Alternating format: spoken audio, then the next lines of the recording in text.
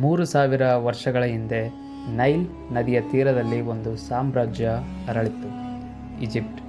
ಪಿರಮಿಡ್ಗಳು, ದೇವಾಲಯಗಳು, ದೇವರುಗಳ ಕಥೆಗಳಿಂದ ತುಂಬಿದ ದೇಶ. ಇಲ್ಲಿ ಒಂದು ಚಿಕ್ಕ ಬಾಲಕ ರಾಜನಾದನು. ಅವನ ಹೆಸರು ತೂತಂಖಾಮನ್. ಅವನು ಕೇವಲ 9 ವರ್ಷ ವಯಸ್ಸಿನಲ್ಲಿ ಫರೋ ಅಂದರೆ ರಾಜನಾದ. ಚಿಕ್ಕ ವಯಸ್ಸಿನಲ್ಲಿ ದೇಶವನ್ನು ಆಳೋದು ಸುಲಭವಲ್ಲ.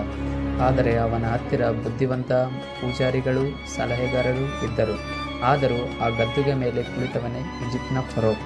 ಆ ಕಾಲದಲ್ಲಿ ಜನರು ದೇವರುಗಳಿಗೆ ಪ್ರಾರ್ಥನೆ ಮಾಡುತ್ತಿದ್ದರು. ಮಾರುಕಟ್ಟೆಗಳಲ್ಲಿ ಚಿನ್ನ, ಆಭರಣ, ಕುದುರೆ, ಮಸಾಲೆಗಳ ವ್ಯಾಪಾರ ನಡೆಯುತ್ತಿತ್ತು. ನೈಲ್ ನದಿಯಲ್ಲಿ ಹಡಗುಗಳ ಓಡಾಡುತ್ತಾ ದೇಶಕ್ಕೆ ಜೀವ ನೀಡುತ್ತಿತ್ತು. ಆದರೆ ದುಃಖ ಏನೆಂದರೆ ತೂತಂಖಾಮನ್ ಕೇವಲ 18-19 ವಯಸ್ಸಿನಲ್ಲಿ ಸಾವನ್ನಪ್ಪಿದ.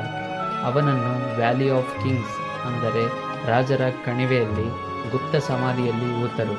ಆ ಸಮಾಧಿ ಎಷ್ಟು ಚೆನ್ನಾಗಿ ಮುಚ್ಚಿದರೆಂದರೆ ಅದು ಸಾವಿರಾರು ವರ್ಷಗಳ ಕಾಲ ಯಾರಿಗೂ ಸಿಗಲಿಲ್ಲ.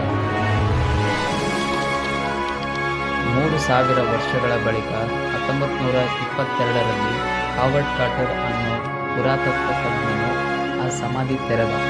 ಒಳಗೆ ನೋಡಿ ಆಶ್ಚರ್ಯಚಕಿತನಾದ.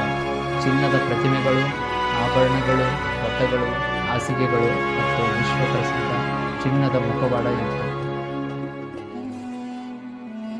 ತೂತಂಖಾಮನ್ ದೊಡ್ಡ ಯುದ್ಧಗಳನ್ನು ಗೆಲ್ಲಲಿಲ್ಲ, ದೊಡ್ಡ ಕಟ್ಟಡಗಳನ್ನು ಕೂಡ ಕಟ್ಟಲಿಲ್ಲ.